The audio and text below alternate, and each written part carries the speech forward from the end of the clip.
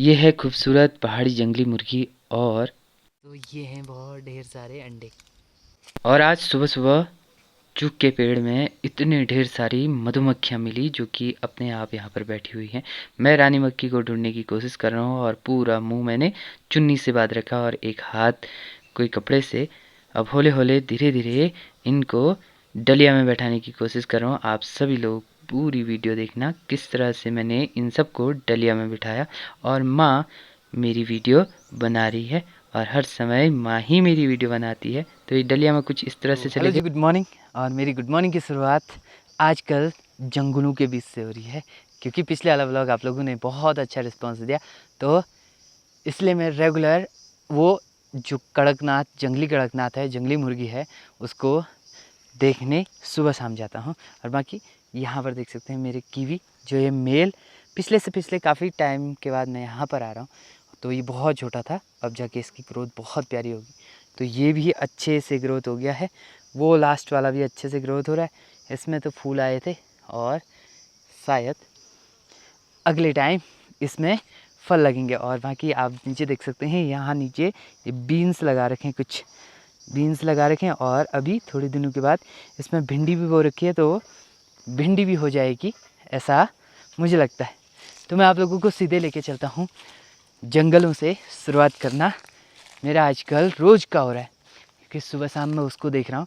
और यहाँ पर आग जलाने वाले भी आए हैं, तो उनसे भी उन पक्षियों को बचा रहा हूँ मैं, तो इसलिए उनकी देखभाल करना बहुत ज़रूरी है।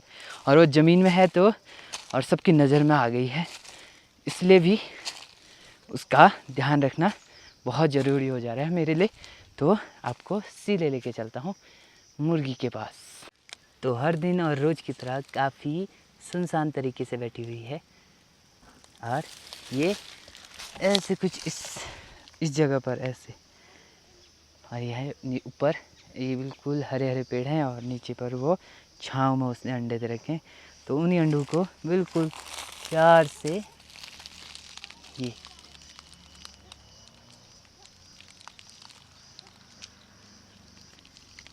मैं इसकी देखभाल तब तक करूँगा जब तक इसके बच्चे ना हो जाए। तो कभी भी हो सकते हैं, ये तो नहीं पता, इसलिए मैं सुबह, दिन में और शाम को इसको चेक करने भी आ रहा हूँ कि बच्चे होंगे, तो आप सभी तक भी पहुँचाऊँगा कि कितने बच्चे हुए। 8 अंडे हैं, 8 अंडे अगर 8 के 8 हो गए तो 8 बच्चे हो जाएंगे, नहीं तो उसमें से कोई ख़राब होगा तो कम भी हो सकते हैं, ज़्यादा तो नहीं होंगे, 8 ही होंगे। तो यहीं पर इसको यहाँ पर छोड़ते हैं। अब मैं कुछ और काम करता हूँ, चलो चलते हैं। और घर से भी आवाज़ आ रही है कि मधुमक्खियाँ आ रखी हैं, तो उनको भी ठिकाने पे पहुँचाना है। और कभी कभी तो मेरे घर पे बहुत ही अच्छा काम हो जाता है, बहुत सारा काम, सहारा भी काम हो जाता है और बहुत अच्छा काम भी हो जाता है। तो नीचे जाता हूँ और फटाफट से आपको फिर से मधुमक्खियों को बैठाने का तरीका बताते हैं, चलो चलते हैं। और ये दूसरी मुर्गी है जो कि देखने आई है कि कोई घोंसले के पास खच्चर बच्चर तो नहीं कर रहा है। तो ये दूसरी मुर्गी है, एक तो घोंसले में बैठी हुई है जो कि आप लोगों को दिखाया मैंने। और मैंने जो दूसरी जगह के बच्चे बचाए हुए थे पिछले वाली ब्लॉग में देखा होगा आप लोगों ने, तो हमको कुछ 3 बच्चे मिले थे, तो उन बच्चों को भी दिखा के आता हूँ मैं आपको। क्या पता वहाँ पर उसकी माँ बैठी हो उनके साथ, और नहीं तो अभी उनके लिए कुछ दाना लेने गई होगी, कीड़े मकोड़े। तो मैं आप लोगों को वो बच्चे भी दिखाता हूँ। और जो भी है ये मुर्गी और ये वाले बच्चे काफ़ी फ्रेंडली हो गए हैं, और उनको इतना विश्वास हो गया कि यहाँ पर तो नुकसान नहीं होने वाला है। उसकी माँ बैठी हुई है बच्चों के ऊपर, तो वो ज़्यादा डिस्टर्ब नहीं करते हैं। मैं चलता हूँ घर को, और मैं आप लोगों को दिखाने वाला हूँ। मधुमक्खियाँ आई हैं, और अभी थोड़ी सी धूप कम है, सुबह का टाइम है, तो फटाफट से मधुमक्खियाँ भी उसके घर में, जो मेरे पास एक बचा हुआ है उसके अंदर बक्सा, उसमें ये वाली मधुमक्खियाँ डाल दूँगा। आज नींबू के पेड़ में लगे हैं ये मौन।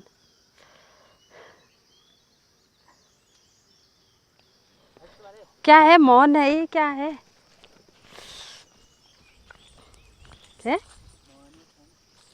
कैसे आए ये नींबू जैसे लटके हैं?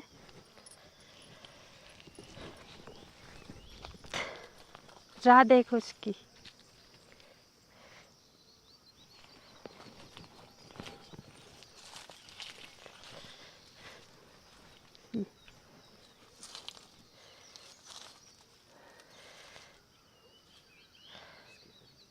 ये सब मौन यहाँ लगे हैं ये नींबू के पेड़ में।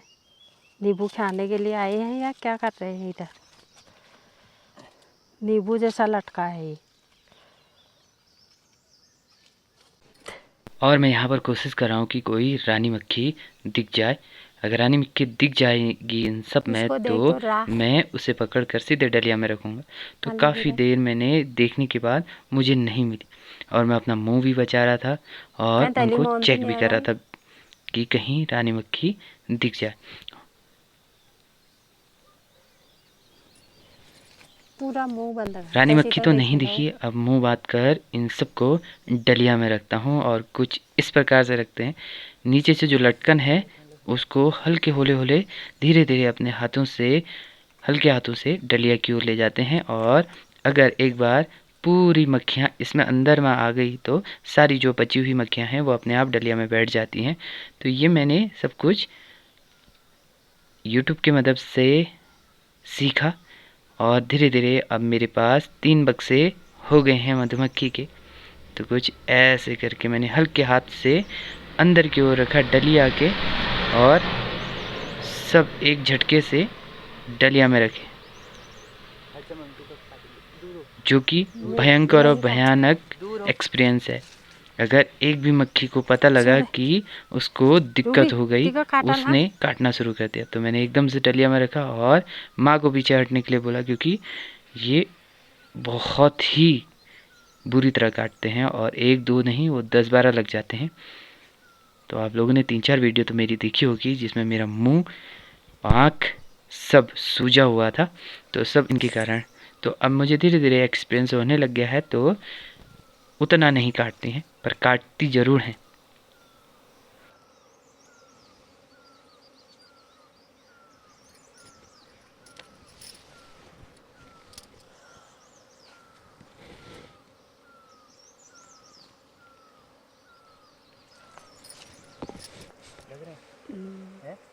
लगा है।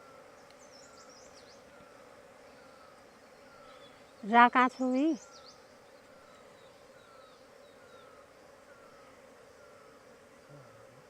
है?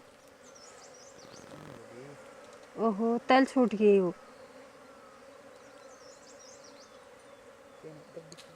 ले तो आपने देखा कि मैंने कैसे मधुमक्खियों को डलिया में रखा और माँ मेरी आज का ब्लॉग बनाया। माँ ने कैमरा माँ के हाथ में था और मुझे फुल बाजू के कपड़े पहनने पड़े, क्योंकि मधुमक्खी जो है वो बिल्कुल अटैकिंग मोड में आ जाती हैं, तो इसलिए मुझे मुँह भी ढकना पड़ा और फुल बाजू के कपड़े पहनने पड़े। तो मैं आप लोगों को दिखाता हूँ कि मधुमक्खियाँ जिस घर पर डाल रखी है वो चलने लग गई हैं या नहीं। तो मैं नीचे आया हूँ, नीचे लाया उन लोगों को मैं, तो इस वाले में डाला है, क्योंकि पिछले बार इस वाले में से डाले हुए भाग गए थे। तो अभी मैंने इसमें डाल रखे हैं, देखते हैं कि इसमें कैसा चल रहा है उनका काम। तो आगे साइड से दिखाता हूँ मैं आपको। ये तो यहाँ पर मैंने ये क्वीन लगा रखी है, ये इसे क्वीन कहते हैं। तो जिससे कि मधुमक्खियाँ आर पार जाएंगी आराम से।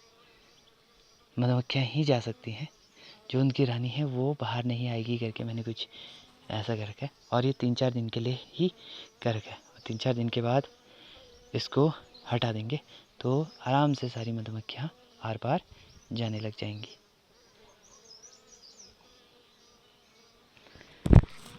ये मैंने अच्छे से कर दिया है, और क्या पता रहते हैं या नहीं रहते हैं वो मेरी किस्मत की बात है, बाकी वो अभी तो अच्छे से अंदर बाहर कर रहे हैं।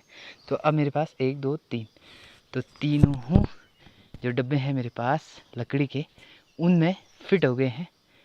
तो ऐसा कुछ है।